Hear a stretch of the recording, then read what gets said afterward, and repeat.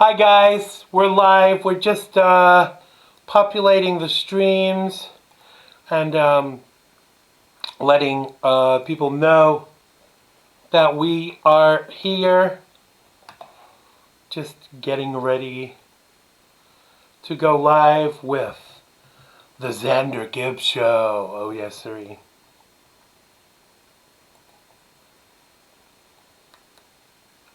Welcome. Come in. Come in. Come one. Come all. Come in. We're just gonna get the show shared and make a slight camera adjustment. Oh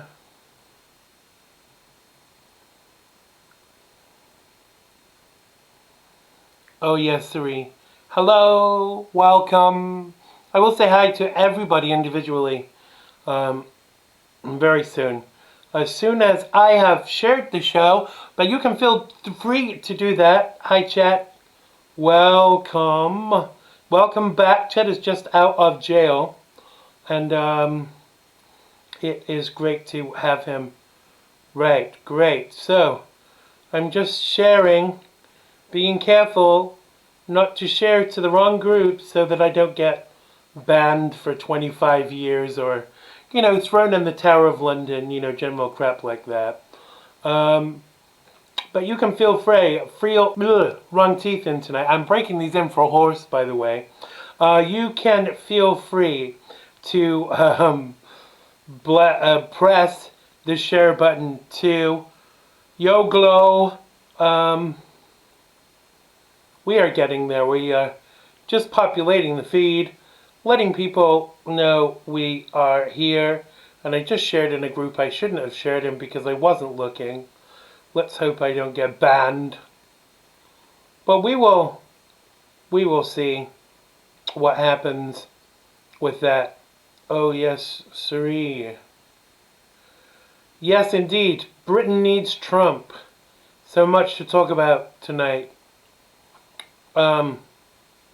Thank you, Chet. Chet's gone to share to his groups. Maybe you should take the opportunity now and share to yours. We are nearly there, and we will get started and play the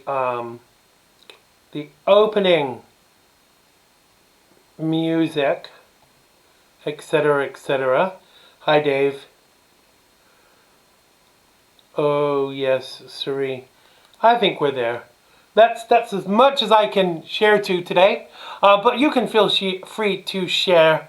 Also, hello to everyone in the live feed. Hello to everyone that's watching, but not in the live feed. Hi to Chris.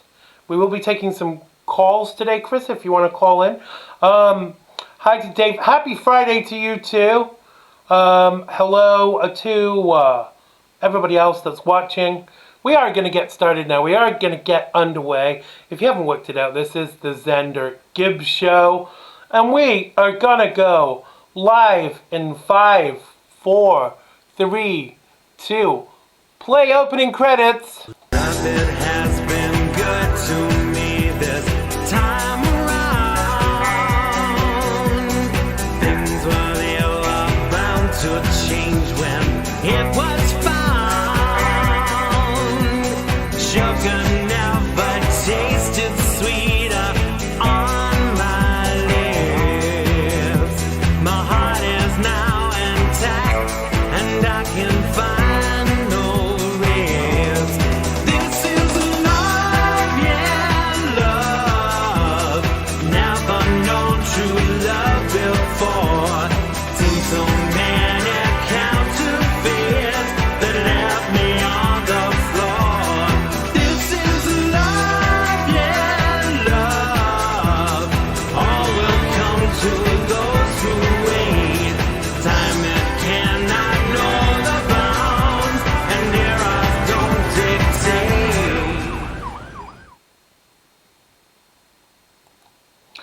Hello and welcome to today's episode of the Xander Gibb Show.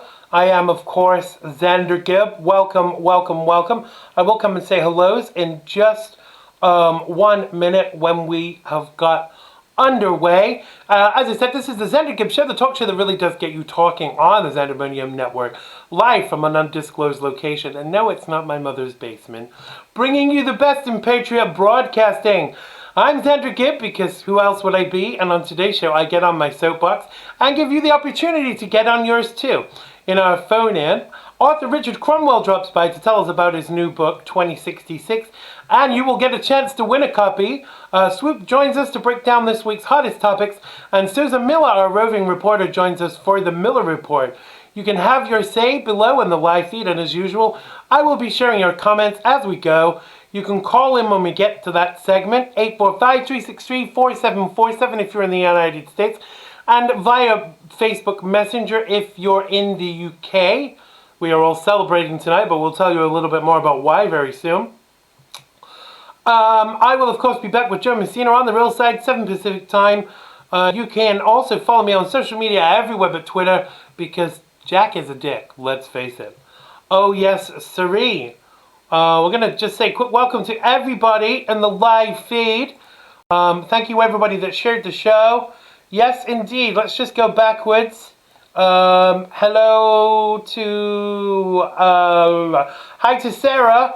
Hi to John. I hope you had a wonderful birthday. Hi to Swoop. Hey now to you too, brother. John says I'm the coolest gay conservative ever. I am. Not him. He's the coolest straight conservative ever.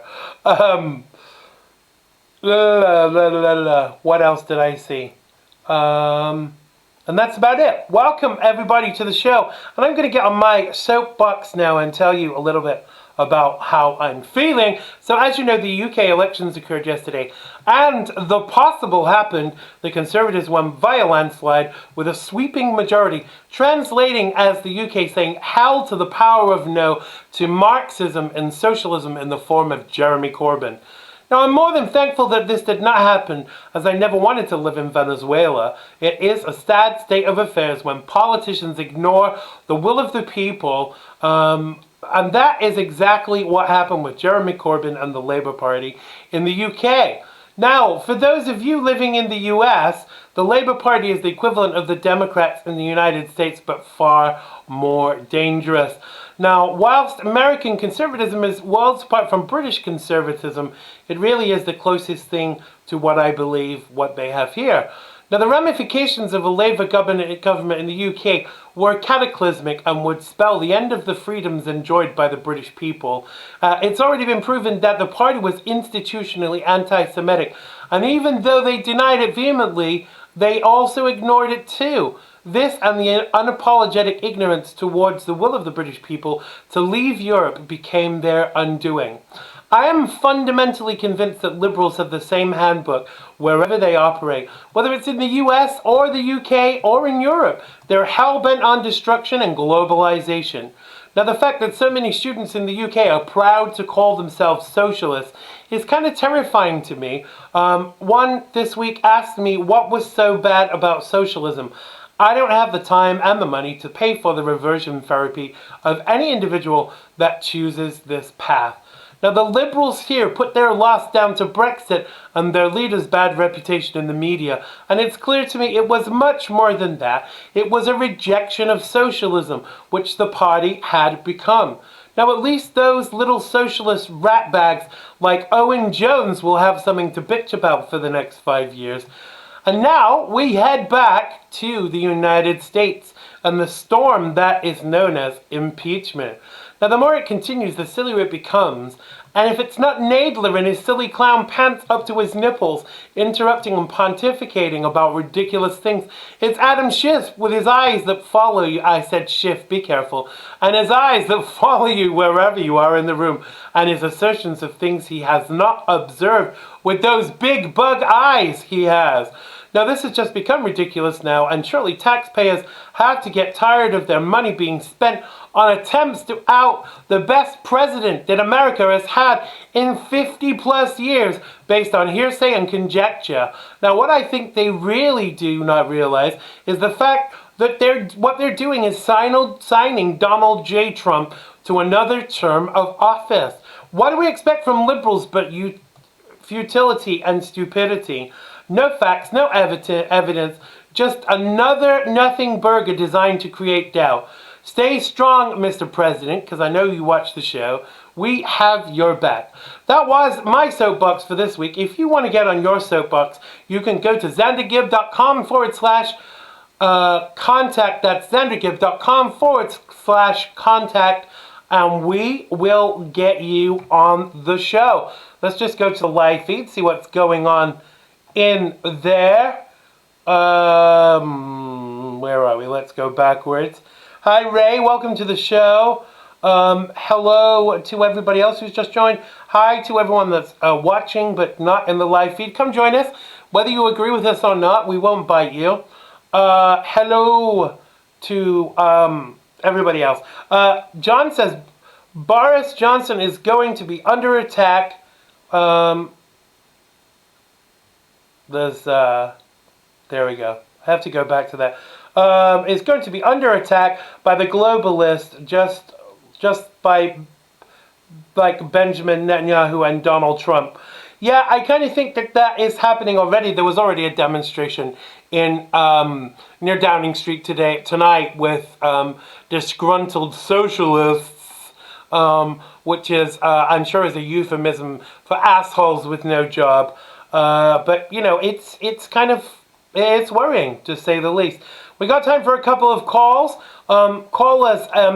I forgot my own phone number, 845-363-4747. That's 845-363-4747. Give us a call on that if you're in the United States, or call me via Messenger if you're in the good old United Kingdom. I might suppress the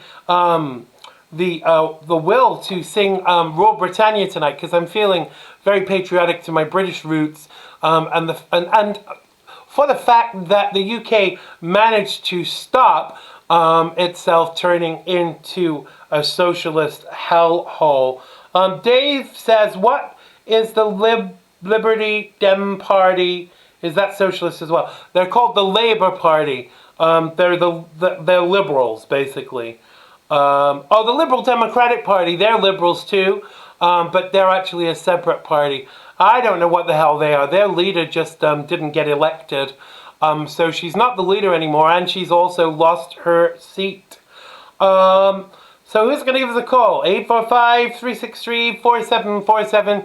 That's 845-363-4747. Call us. Tell us what's on your mind.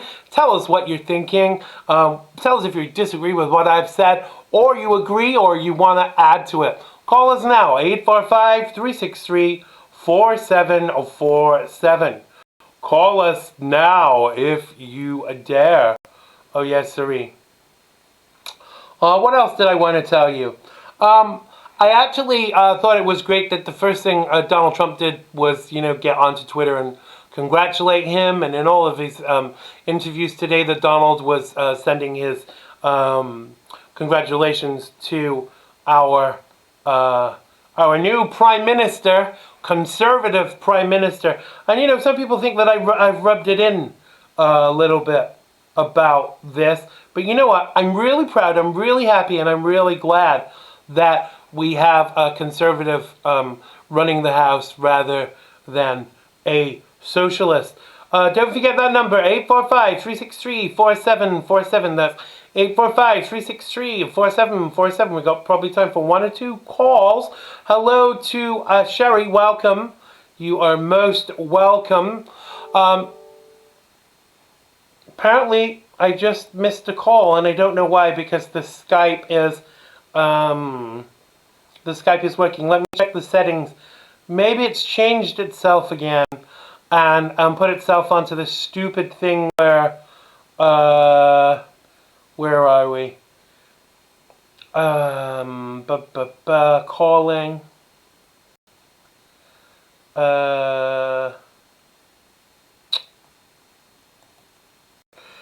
For some reason, the Skype changes. Here we go.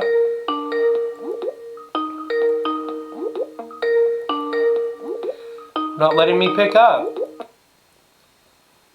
Hello, you live on the Xander Gibb Show. What's your name and where are you calling from? Oh, it's Chet, Xander. How are you you, sir? Hi, Chet. I'm good, brother. It's great to that you're out of jail. Did you get lots of cake with files in and stuff like that?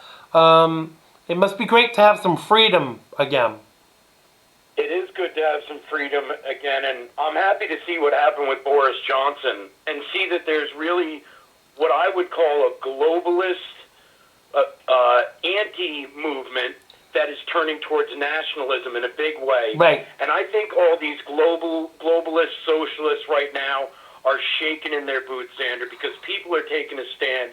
You were saying that there were some basically anti-Boris Johnson rallies going on right now, but those are the only the things that the media will show you. There's a lot more of us than there are of them. Absolutely. And I think people are finally starting to wake up.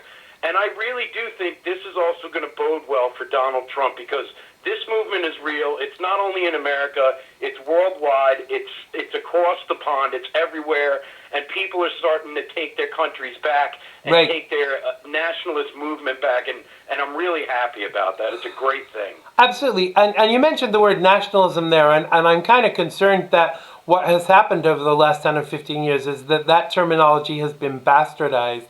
But because ultimately, for me, what it means is ensuring that the people from that country, get first dibs on stuff and are not kind of meant to wait in the queue for people that just come and have been in the country for 5 minutes. It has been bastardized, but the whole thing, Xander, is, like I said, there are a lot less of them than we think. And you know what? The people know what's going on here. They see the forest from the trees. Finally, we're starting to wake up and say that we can get this thing done. We can turn back time. We can turn back the bad immigration that's happening in the UK, that's happening in Germany, that's happening in the United States of America, if we stand together and we elect the right leaders. And the right leaders are the ones that are going to take us back to a better time. And that's what's happening right here. This has nothing to do with white nationalism. It all has to do with pride of country and person and faith. I think you're absolutely right. And I think that what has happened, unfortunately, is that the left-wing media has kind of spread its lies, and people are stupid enough to believe it. Even today, someone asked me what I was going to do when Boris Johnson starts, chopping up the National Health Service and selling it to Donald Trump. And it's not going to happen. He's already said he doesn't want it, wouldn't touch it with a barge pole. He's not looking to buy the National Health Service. But this scaremongering is because they're afraid. Don't you agree? Oh, they're absolutely afraid. And what they're seeing right now is the tide is turning here. What we have at our grasp right now together is so much stronger than what they have, because all they really have is divisiveness and hatred and a movement towards something much more evil than God and country. Right. The term globalization, the idea of globalization, the idea of globalization is just the idea of making us slaves, making you part of their evil scheme. And the turn to President Trump, to Boris Johnson, really, like I said, to the nationalist movement, is something that's going to save us. But it's going to take time, and we're going to have to fight back. This is only starting. This is just the start. This is going to go on for a while, and we need to make sure that Trump's reelected. We need to make sure that you guys over there keep going in the direction that you're going. Absolutely. Because I think a lot of people in the UK love Donald Trump and love Boris Johnson and want this type of movement. They do, although they would have you think different. We are running out of time, Chad, but tell us quickly who's on your show this weekend and where people can watch it. Oh, well, there's going to be this gentleman by the name of Xander Gibb. I don't know if you know him, but he's coming by. Oh, he's really good. And we'll be talking about the same thing we were talking about just now. And we have a few other guests on the docket with us as well. It's going to be a lot of fun. Just remember, go to freedomondeck.com, and you can find out where you can listen Sundays from 3 to 5. Thanks a lot, Zen. Absolutely. Thanks a lot, Chet. Take care. Take care. That was Chet Martin from Freedom on Deck. As Chet said, I will be on there this weekend, so you can check me there too. I'm everywhere this weekend. It's very busy time for me. So I'm going to introduce my next guest. His name is Richard Cromwell, and he's the author of a new book called 2066, set 50 years in the future ahead of the Brexit referendum. A corrupt political business class has entrenched itself in the power within the Democratic Union of Europe, feasting itself on the working people, mired poverty and powerlessness, and overwhelmed by economic depression and immigration. The various peoples of Europe have retreated into their ghettos. Richard joins us now from the UK to tell us more. Welcome to the show, Richard. How is the world with you? Xander, hi. Can you hear me okay? Yes, I can hear you. This is good. Before we jump in to talk about your book, I want to get your take on the election result here in the UK, and how you feel about it. It's a very happy day indeed. I was so relieved this morning to discover I always thought that Johnson would get a majority, but a good thumping majority like this is excellent. It's a rag to the left, which is fantastic. Absolutely. Our worst there was another hung parliament with nothing happening on Brexit or anything else for the next who knows how long. So to get a good, solid working majority for Johnson, he's got a good platform, a lot of support in the country. We can get things done now. Absolutely. And even though I don't think that Boris is perfect, I do think he's right for the job right now. Yeah, I agree with you. I mean, I think a lot of people probably pinch their noses to vote for him because he's got some flaws, but he's by far the best option, and he's the best man for the job at the moment. He's the guy who wants to get this done. What he does have is a great deal of positivity, optimism, energy. We've had optimism and hope sucked out of us for the last 3 years since the Brexit referendum. And the stalemate that's been since then. He has a positive, optimistic feel to him and attitude to him. He's a guy that you could go down, have a drink with, have a laugh with. He'd buy the first pint, and you'd have a good time with him. And that kind of contact with the people is just so lacking from any of the other party leaders. Yeah, because most of these people seem so, although he's like a public school boy, and has kind of like worked in the upper echelons of society and been the London mayor, he kind of does feel like the kind of person you could kind of chat to in public and have a good conversation with, rather than be kind of whisked away by security into the Tower of London, as it were. Yeah, that's right. No, I think he's a people person. He's got that common touch which every good leader needs to have. So I think what he has, he's connected with people who would never think about voting Conservative in their entire life. Their families never voted. He's made contact with them. He's got their trust. Now exactly. He has to deliver on that.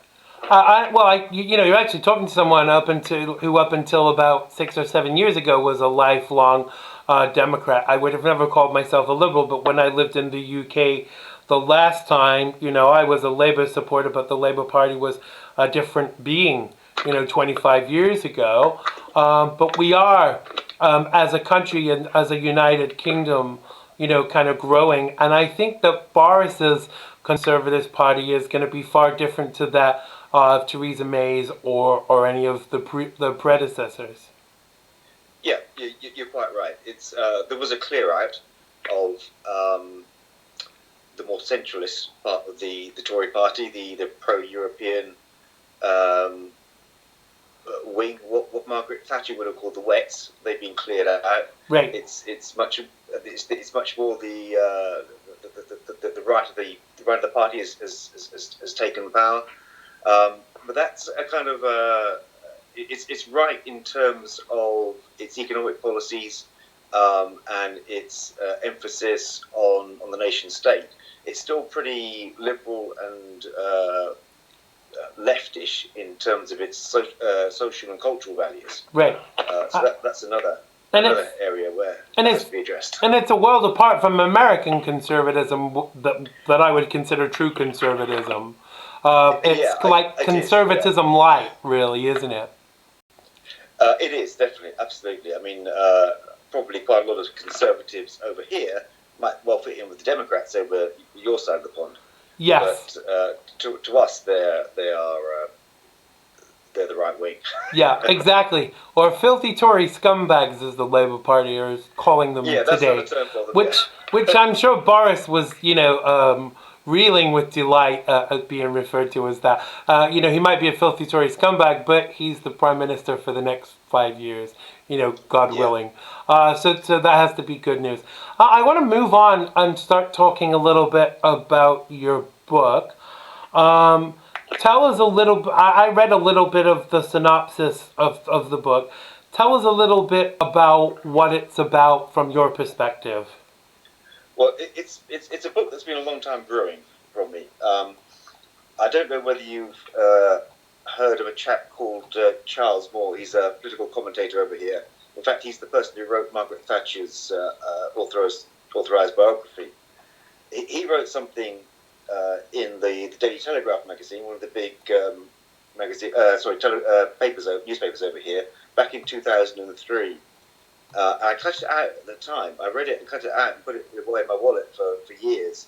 But he wrote this: I think that the danger is that Europe will become an area of economic and social stagnation and political sclerosis leading to political revolt. And he wrote that on the 17th of September 2003. And that image of a sclerotic, stagnant Europe ruled centrally from Brussels, Right. is the image that is the scenario in which my book is set.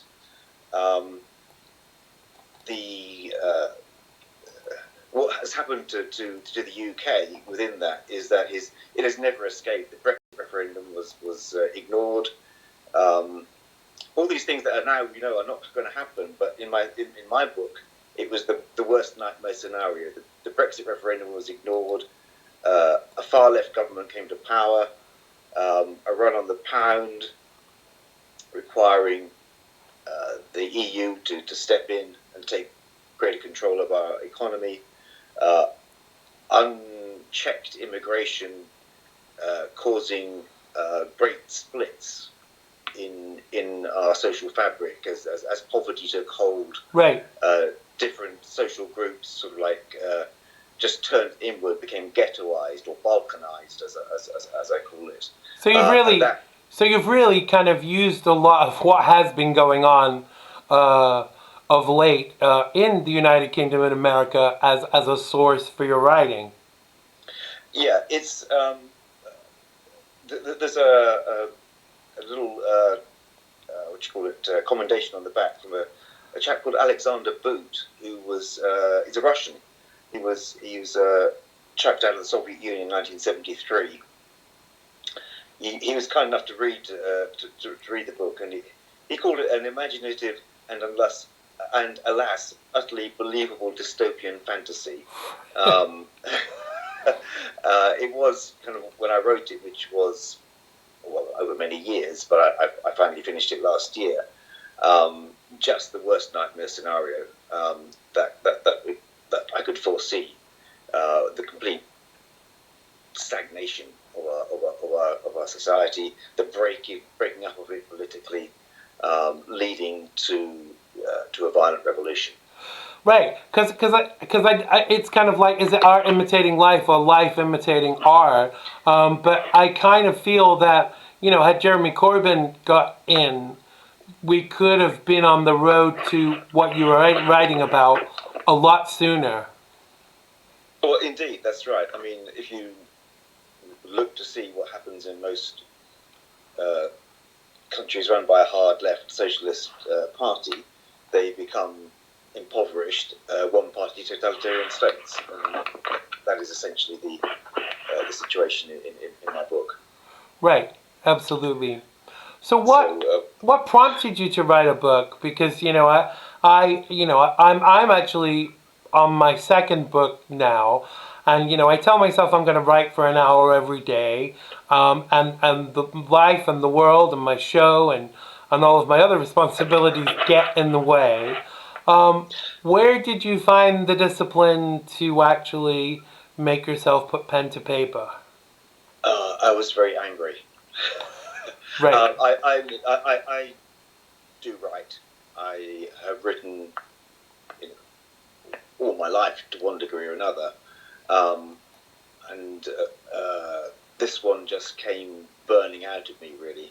So it was just utter frustration and anger about the situation. I just had to get it down on paper. Right, because I think that quite often emotion is a wonderful fuel for writers. Did you kind of what has been the response to your book? Why did you choose 2066 as the focal point rather than say a different year? Well, 2066 is quite easy. 1066 is a seminal year in English history. Battle of Hastings. Yeah, exactly. Battle of Hastings and the Norman Conquest. So, Right. 2066, 1,000 years from then. Less known, perhaps, in the USA is that in 1966, England won for the first and only time the World Soccer Cup. So that's embedded in Englishman's memory. What happened in 1966? We won the World Cup. So, and then obviously 2066 will also be 50 years after the 2016 referendum. So it just had three little pointers to that year from our history. Right. So that's why I said it in 2066. It also gave a kind of a reasonable time frame of it will be in the lifetime of people who are currently alive. It's not so far in the future that it's unbelievable. It's not so close that you think that could never happen. It's what is it now? It's oh dear, 40, 30, so 47 years, isn't it, till 2066? So, Yeah. I'll be long dead by then, I should imagine. But there'll be people alive who will be alive then. So it's kind of in that kind of this could be your lifetime, it could be your children's lifetime. Absolutely. That this happened. And the way that Brexit was going, we could have been waiting until 2066 for it to happen, and may still be. But I have a theory. I have a theory that the reason that Boris's deal was so bad is so that now he has the majority, he's going to be able to turn around and say, right, screw you. We will leave without a deal, and you will negotiate with us. That's a possibility. Yeah, I don't know how that's going to pan out. He could go that way. He could go for a much harder Brexit. He could go for a much softer Brexit because the timelines that he's done for the presented for the next stage, which is the trade agreement. Yeah. Which he wants to be finalised by the end of December 2020. Doesn't leave a huge amount of time. So people are saying he's going to have to take an off the shelf package of deals, which may or may not fit us properly. So absolutely, it'll be interesting to see. He's going to have his work cut out to get everything done in time. That's for sure. Absolutely. So, what has been the level of response to your book? I have to say, not huge. Right. I'm going to pretend it's a bestseller. Those who have read it have liked it, but it hasn't had the take up that I'd hoped. Right. That is possibly just a failure of marketing to one degree. I think it often is, really. If people don't know that your book is there, even if it's very good, how are they going to know? How are they going to know to buy it, kind of thing. Exactly, that's right. So, people who have read it have liked it and have passed the word around.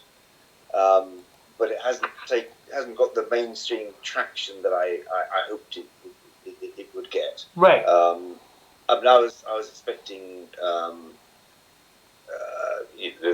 UKIP, the UK Independence Party, so Nigel Farage's previous political party, to take it up. I even put their colour purple on the front, thinking that might help them. But well, for whatever reason, I reread it actually in the last few days, and I thought, actually, I am pretty pleased with it. I think it's well written. There could be it's a fast read, and there could be places where it should be filled out more. Right. So is it your first book? It's my first book published. Right. I have a couple of others which I'm working through, finishing off. I've done better with short stories. I won a short story award a few years ago, which was very nice. But this is my first novel-length published work, so yeah. Right. Absolutely. I think there's a trend with authors that quite often, that if they're not successful on their first book, what happens is they do their second book, and their second book is really successful, and then everybody wants to buy the first book. And there is such a trend in that with authors. Now we're kind of running out of time together, but what I wanted to do, if you are in the live feed and you want to take part in the competition, I'm going to give you the question now. And the prize is you get a copy of Richard's book, which is called 2066. And the question is, where was the battle fought that we referred to that happened in the UK in 1066? And the first person to write the answer in the live feed will win the book. But while we wait for an answer, tell people where they can find you, Richard, and where they can buy your book.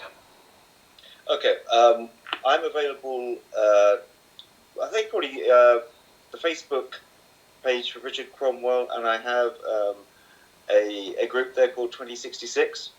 So go on Facebook, search for Richard Cromwell 2066, and that should come up. And the obvious place to go to buy my book in the US is, of course, the beast that is called Amazon. Go on yes, there indeed. and they'll get you a copy, and it'll come straight to your front door. Absolutely, and we have a winner. The winner is Dave Kubik. And the answer obviously was the Battle of Hastings. Thanks for everybody else who shouted out with that. If you want to send me, private message me your information, Dave, and I will pass that on to Richard, and we can get him to send you a copy of the book. Now, Richard's book, as I said, is called 2066. The link to which is on the the Xander Gibb Show Facebook page for today. Go and have a look. Go and check it out. And Dave, when you get sent the book, we expect you to write a review of the book on Amazon to reciprocate and keep this all nice. going. Thank you. So listen, thank you very much for joining us today, Richard. Richard. Very nice to meet you. We will see you again very soon. Thanks a lot. Take care. Keep well. God bless. Bye. Bye. Now that was Richard Cromwell. Make sure you go and check out his book, which is called 2066. As I said, Dave just won a copy of that. Go and check it out and let us know what you think. Hi, Gina. Welcome to the show. Hello to Pat. Hello to everybody else that's listening and watching. I'm going to introduce my next guest, who's going to be calling in any minute. His name is Swoop, and he's the host of Swoop's World. He's a political and social commentator, and he's going to call us now from the good old US of A to break down some of this week's craziness. Oh, yes, siree. He's going to call us any second now. While he does, while we wait for him to call, we will go to the live feed. Yes, hello, my Gina. Hi to Susan, who's going to be our last guest of the day. Welcome to everybody that's listening, but is not actually in the live feed. Come and join us. Tell us exactly we have.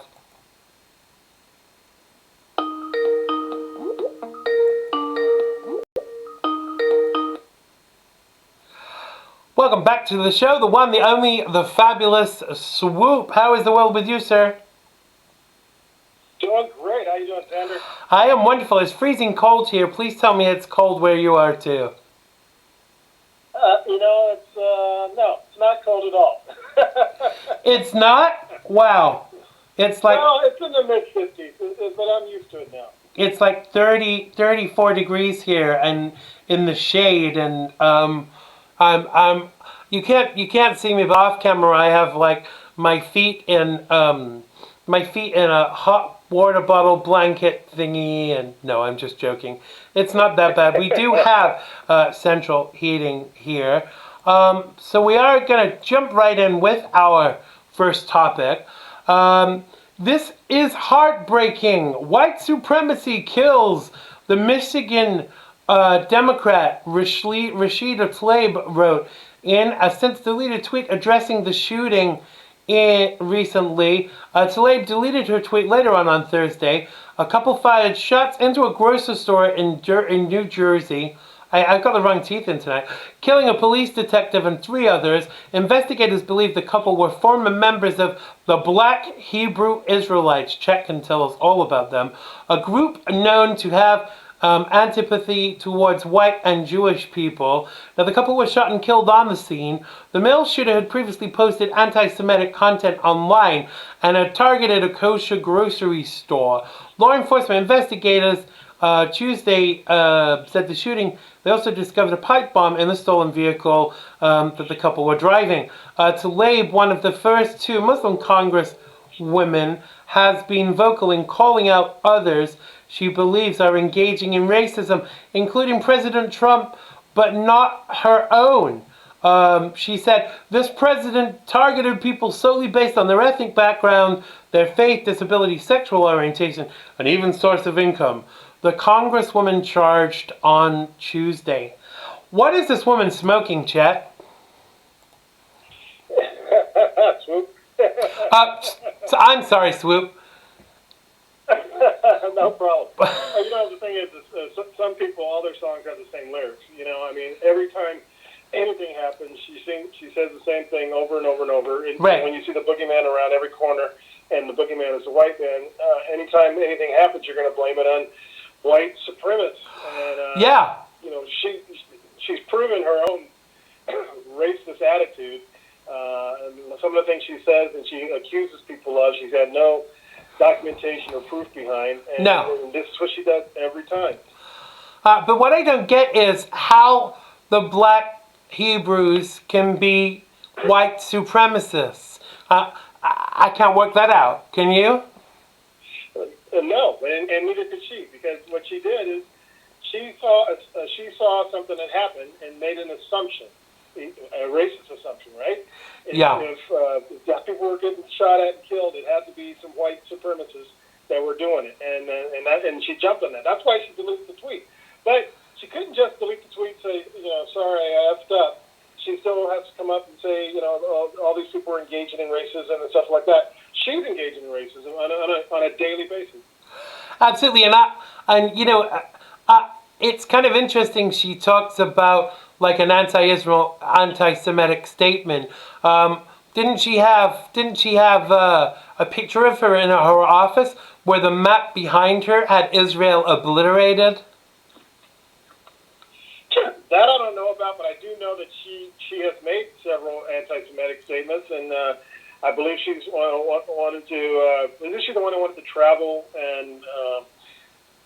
I forgot where she wanted to go visit her grandma or something like that, and she made a bunch of anti-Semitic statements about not being able to go there too. Yeah. As well. So yeah. the pot calling the kettle black. It's what she's doing right here. Yeah, exactly. Because why would Benjamin Netanyahu want her in his country after all of the anti-Semitic bile that she spewed out? I mean, if it's a privilege to go to another country, if it's not an automatic right, if you're not from that country, why should any country let you in unless you play ball?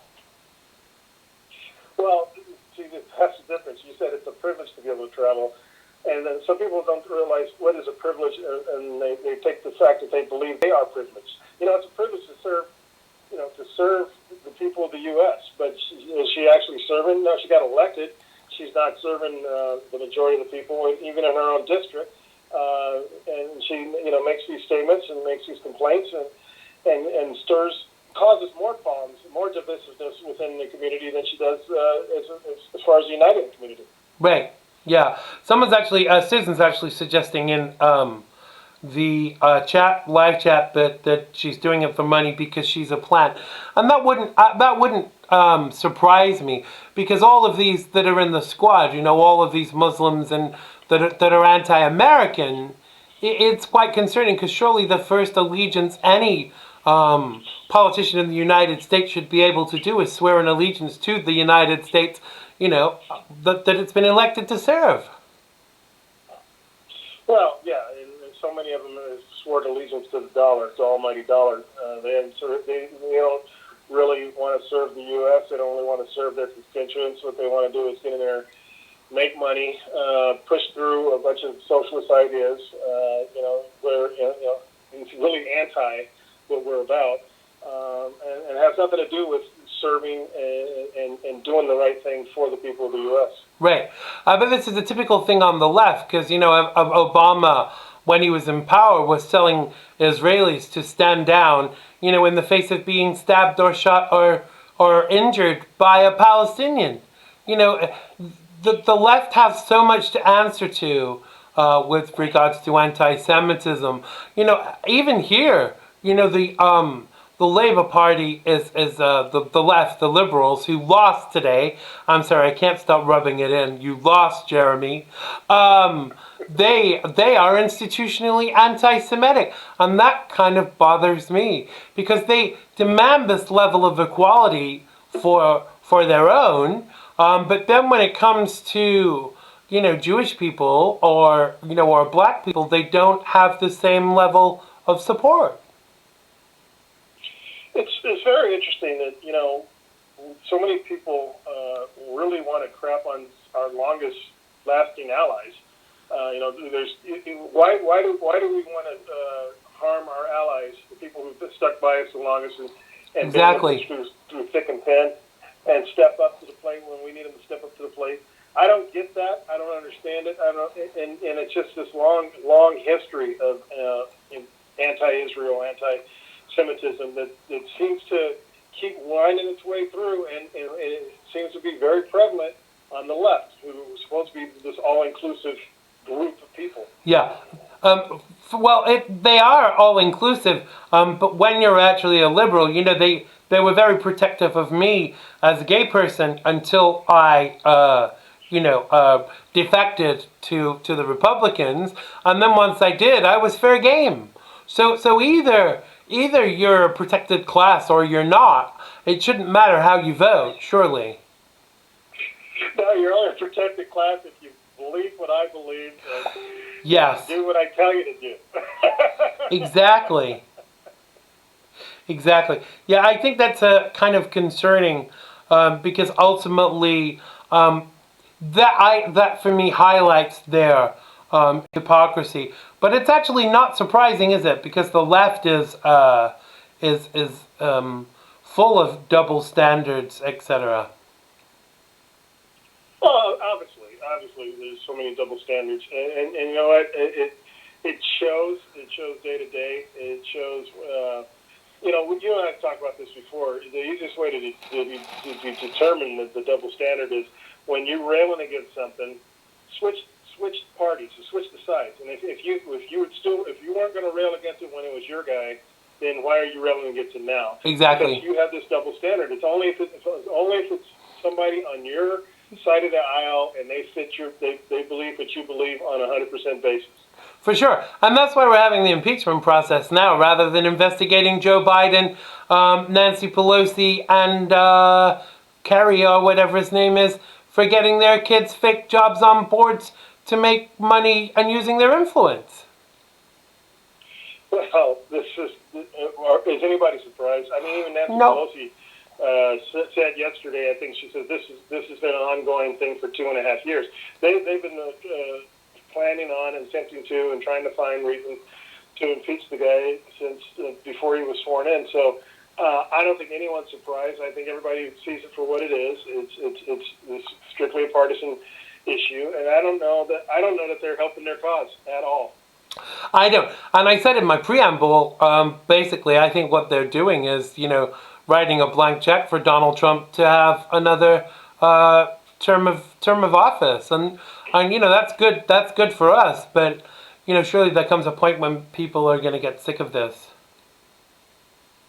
I think people are already sick of it. I think I don't know. This seems like has been the plan all along. But I think if they had faith in their own candidates, that they would have backed off this. I don't think they feel comfortable with the candidates that they have to put up in 2020. No, exactly. Because if they did, they wouldn't need all the subterfuge and dishonesty. Oh, don't get me started. I need to come back and run for office. I want to move to our last story that we're going to share together, Chet, which is regarding Meghan McCain. I love Chet. Did I call you Chet again? Oh, God, I'm so sorry, Swoop. I don't know why. You wait, next time Chet is on, I'm going to call him Swoop all night. See what kind of... It's because he was on right before you, and I don't know. And it's cold here. So, Meghan McCain, I can get her name right.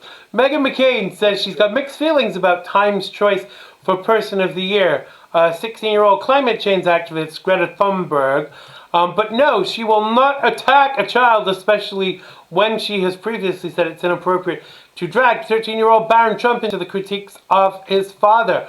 I don't put a lot of clout into the Time Person of the Year, McCain said, when the topic came up on The Spew on Thursday morning. Keep in mind, Hitler and the Ayatollah were also Person of the Year. I think she's pissed that her father wasn't made Person of the Year. She went on to explain that she thinks the Ukraine whistleblower, who was named among the Guardians of the Year, would have been a more salient and timely choice. What is this full smoking? I just didn't think she earned it in the same way that the whistleblower did when it comes to influence this year, she said.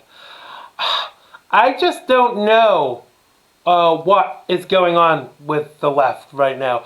But she's supposedly a Republican. Well, my issue with this is everybody keeps talking about you can't say anything about her because she's a kid. She put herself in the public eye.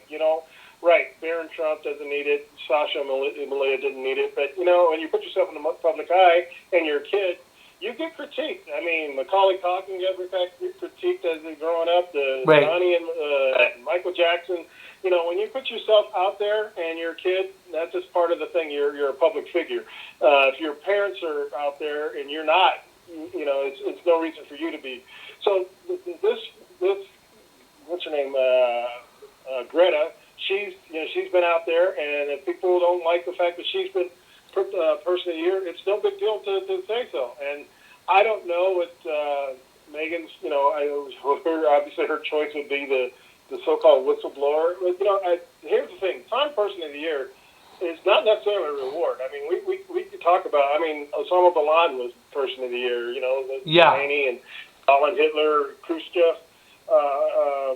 So many different people have been Person of the Year that really, I know people get excited about it. I long since could give a rat's ass about the Time Magazine Person of the Year because the choices the people they picked, who should be Person of the Year? All the law enforcement people who got killed this year. Right.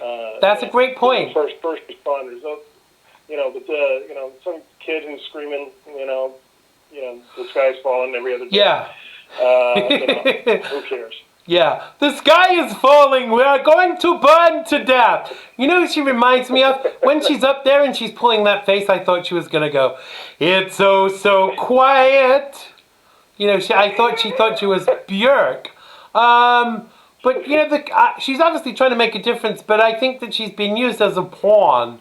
But I do kind of get a little concerned at Meghan McCain saying that a whistleblower, who quite easily has lied about certain situations or misrepresented certain situations, is more kind of, I don't think she should have got it, but he definitely shouldn't have got it.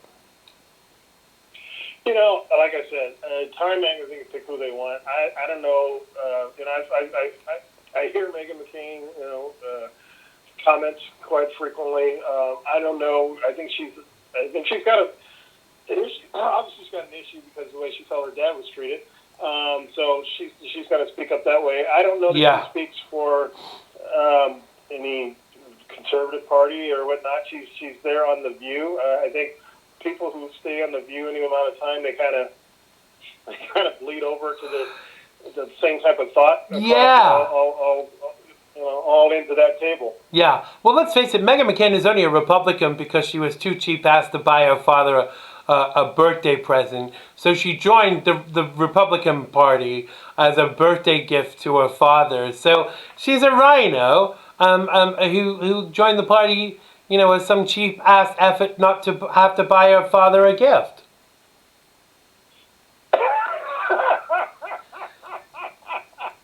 That sounds like something my kids would do.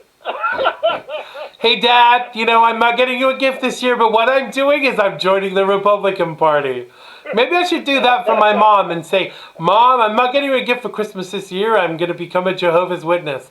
Wait, that wouldn't work, was it? Because they don't celebrate Christmas.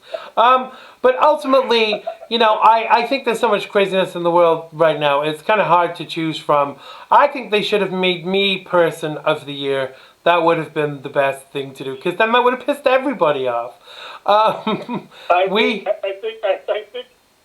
you and Chet and anybody else who's been thrown into social media prison this year should have made the list. Yes, exactly. Well, unfortunately, we are out of time. That has gone very quickly. But tell people where they can find you when your show is starting again, Swoop. See, I got your name right. Yeah. I should be Time Person of the Year just for that. Yes, we're looking at sometime after the first of the year, but you can always find out what's happening with us at swoopsroad.com or Swoops Road page on Facebook or Twitter or Instagram. Absolutely. Thank you so much for joining us today. Have a wonderful week and have a great Christmas. The one, the only, the fabulous Swoop. Thanks, brother. See, you thought I was going to say Chet, didn't you? Thanks a lot, brother. Take care. Have a great time and give my love to your beautiful wife.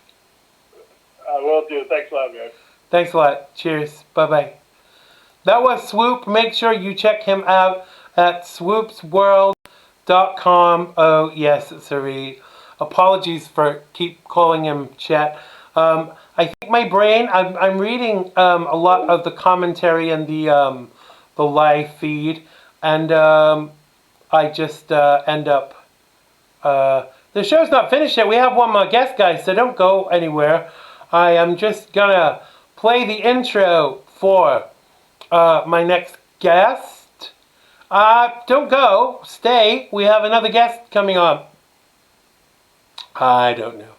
So my next guest is what's it one word? My next guest is Susan Miller, aka the Roving Reporter. She joins us next with the Miller Report, and tonight we're going to talk about homelessness in NYC. Yeah, don't go anywhere, guys. So I'm just going to play Susan's intro while we wait for her to come up.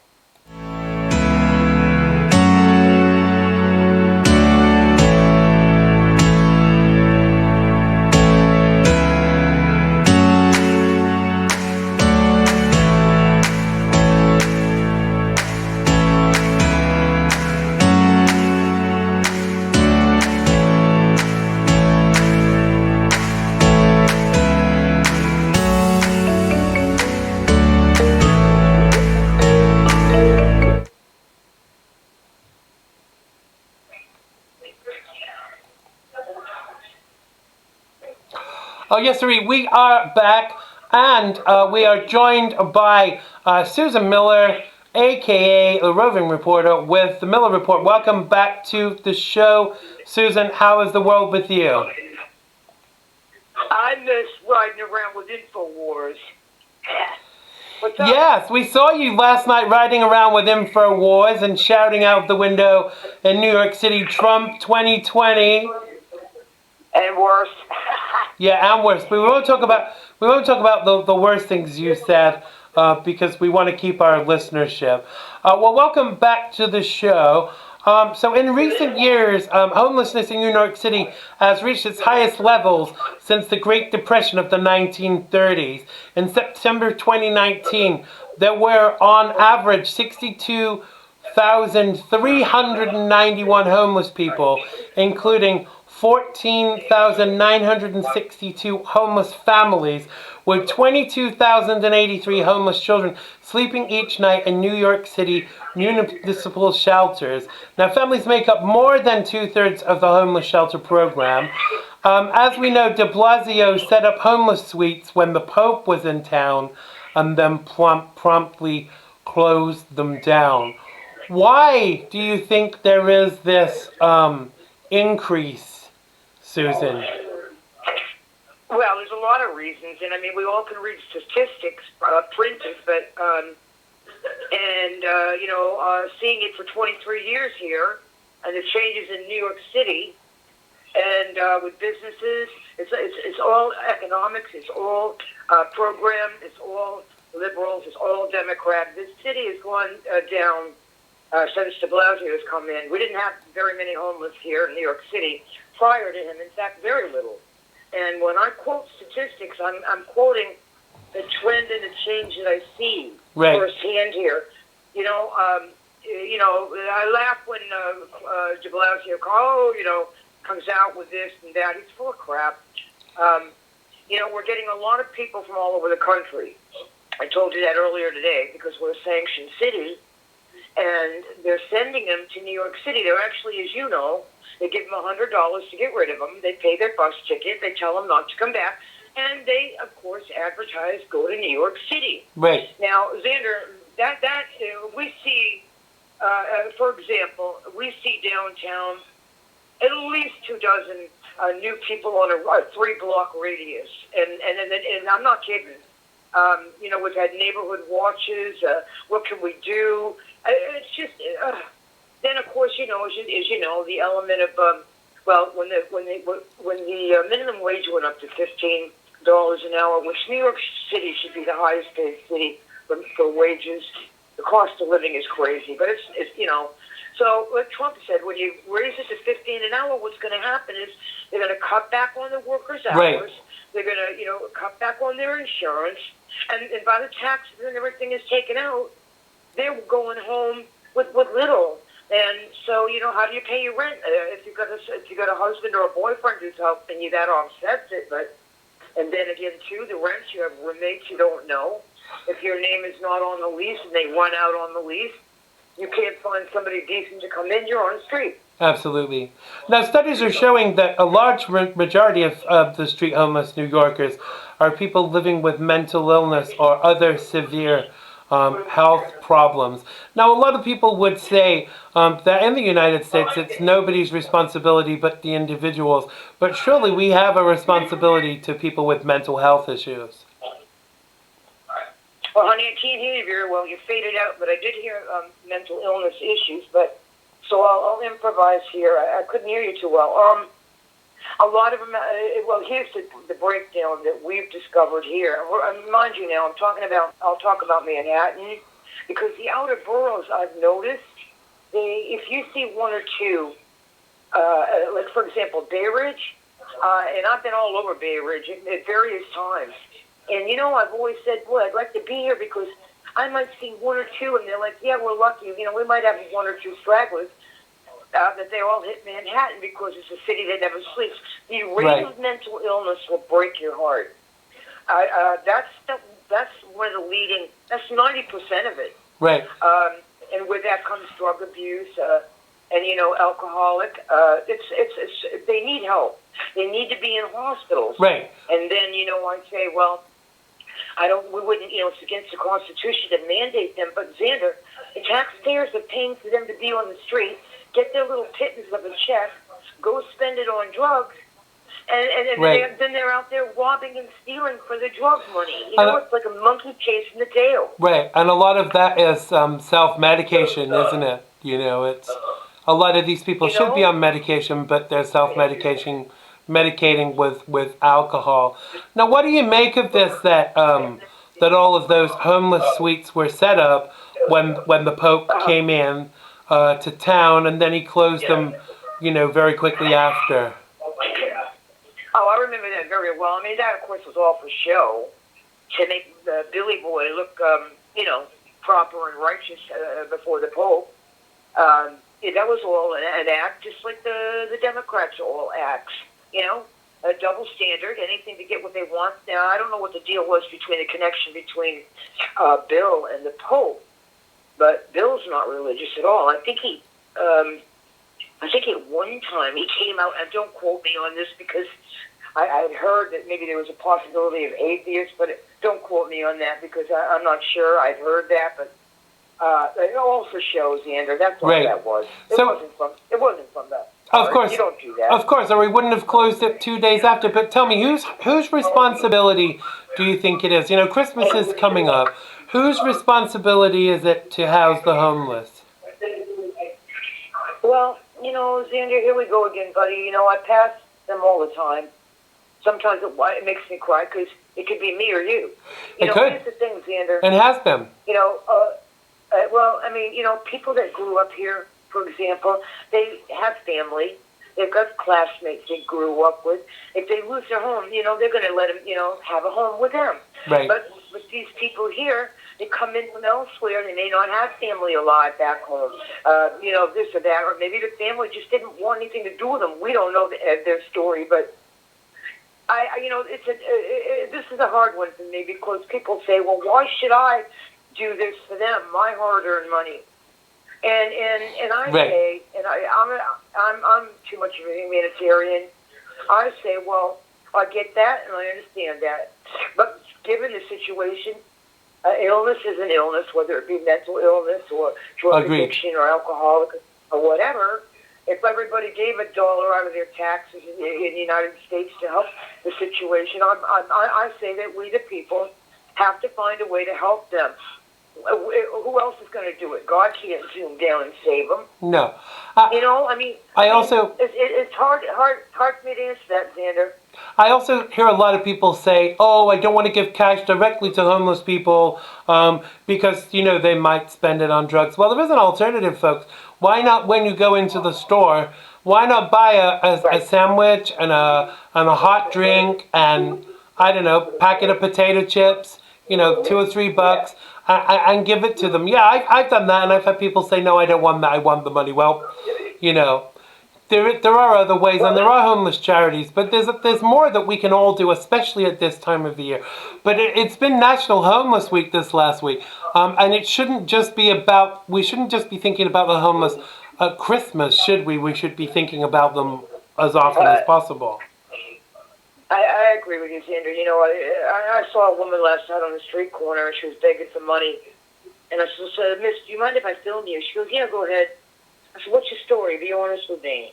And she said that she had a stroke and she lost her job. Now, she claimed she wasn't homeless, but I think it appeared that she was. Right. But I do know she did have a stroke because I recognized the symptoms. So, I asked her if there was anywhere people could send anything to her in case somebody wanted to send her $1 or $2. But as far as the food is concerned, I mean, Xander, I've told you before, and especially in the summer, I'll go to gourmet restaurants and ask them if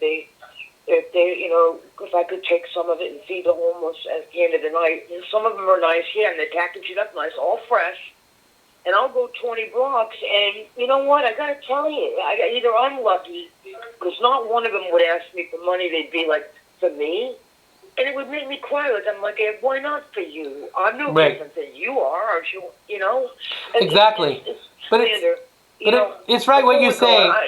Go ahead. The thing thing I want to stress is, and I talked to you about it before, de Blasio, of course, was sued by New Jersey because he was coercing the homeless to go over the border into Jersey City to these filthy, rundown buildings, rats, holes in the walls, no heat. One lady, her dog, water in a dog bowl froze. Inhumane, okay? And so because of the lawsuit against de Blasio, they stopped it for now. But here's the deal. The landlords are going to be paid a year up front.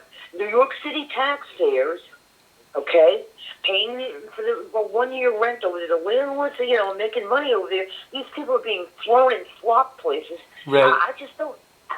And de Blasio, listen, he's making something off of this deal. Now he wants to send it to Maryland, okay? But I think instead of I think that go ahead. Instead of tearing down wonderful buildings here for corporate, like Disney on one whole block. Right. Listen, put away your greed. Keep a couple of those buildings and let the homeless move in there and let them learn responsibility or get back on their feet. Let them pay their own electric bill. Let them find a way to fix it up. What's wrong with that? Absolutely. I totally agree. I just want to kind of emphasize how, it is coming up to Christmas, and I'm sure there are a lot of lonely people out there, and if you've got another space at your table or you can give food, I'm sure there are food banks in your area as well. I know not everybody is able to give, but I'm sure there's a little something we can all do. Listen, Susan, we have gone over time, but tell people where they can find you. Your website is www.rovingreporterny.weebly.com. And where else can they find you? Facebook, Susan Ann. Is it Susan Ann Miller? Yeah, Susan Anne. Facebook / Susan Ann Miller, and then Instagram at Susan Miller 555. Xander. Absolutely. You can find all of Susan's information at her website too. Susan will be back with us again very soon. Thank you for coming and sharing with us. Susan Miller, the Miller Report, the roving reporter.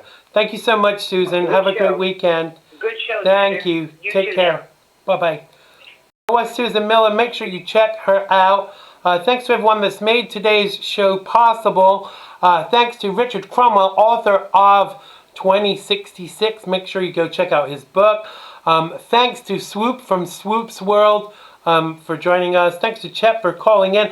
And thanks to Susan Miller for bringing us the Miller Report. Have a wonderful and safe weekend. If you're staying awake, be sure to stick around. And if you've not had your fill of the Gibster, catch me on the real side, 7 Pacific, 9 Central, 10 Eastern, and 3 a.m. in the UK. So grab a cup of tea and stick around. Oh, yes, siree. That is all we have time for. Thank you so much for everybody in the live feed. Please click the share button before you go. We'll be back next Friday at the same time. And I really do love you all. Bye-bye. It has been good to me this time around. Things were the other bound to change when it was found. Sugar never tasted sweeter on my lips. My heart is now intact and I can find no ribs. This is love, yeah, love. Never known true love before. Seen so many counterfeits that left me on the floor. This is love, yeah, love. All will come to those who wait. Time it cannot know the bounds, and era don't dictate. Click the bell button and subscribe to keep up with the Xander Gibb Show. Oh yes, siree.